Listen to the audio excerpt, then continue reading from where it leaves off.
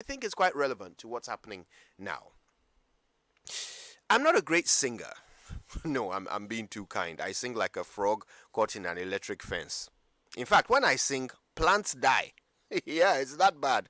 But somehow, that doesn't stop me from belting out my favorite Michael Jackson classics when I'm alone in the shower.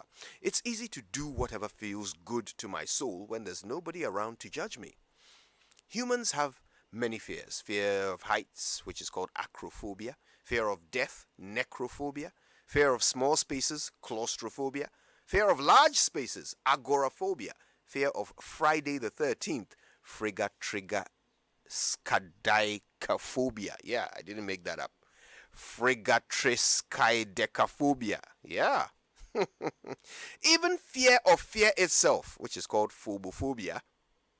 Look, we have so many fears that we've had to name them just so we can keep track. But there's one phobia that doesn't yet have a name, and that's the fear of judgment. I think I'm going to name it Armageddophobia.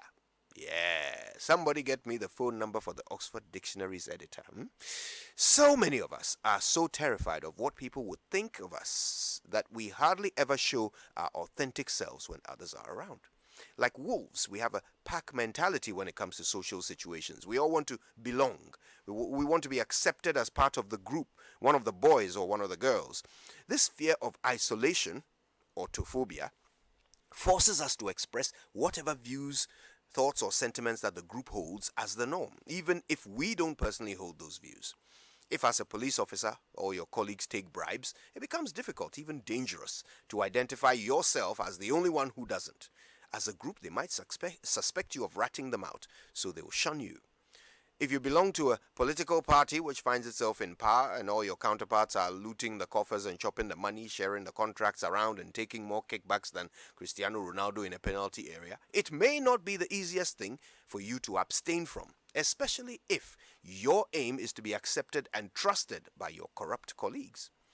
If you're a supplier and all your competitors are happy to over-invoice on transactions just to help unscrupulous procurement officers cheat their employers, it may be difficult to stand in abstinence for fear of losing business.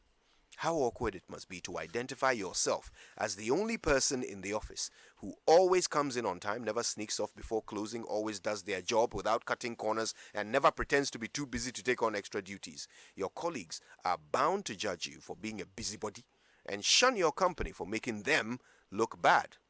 How lonely it must have been to be Kaka, to be criticizing the people who you have identified with as party comrades. Yeah, our fear of judgment leads us to be less and less of ourselves when others are watching. A phobia is defined as an irrational fear, and our newly named Armageddophobia is exactly that.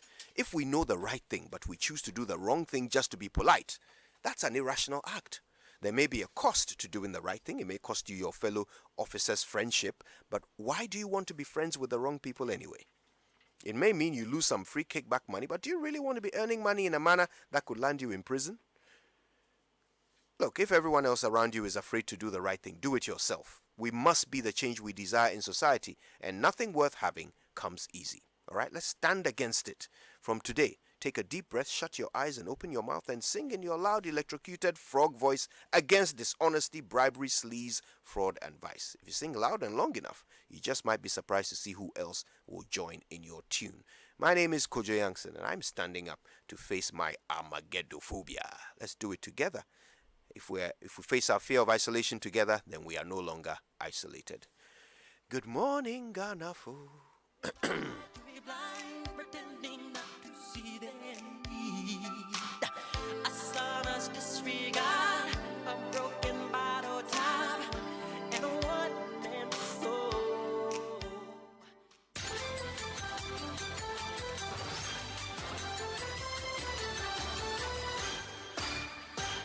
Hello and welcome to the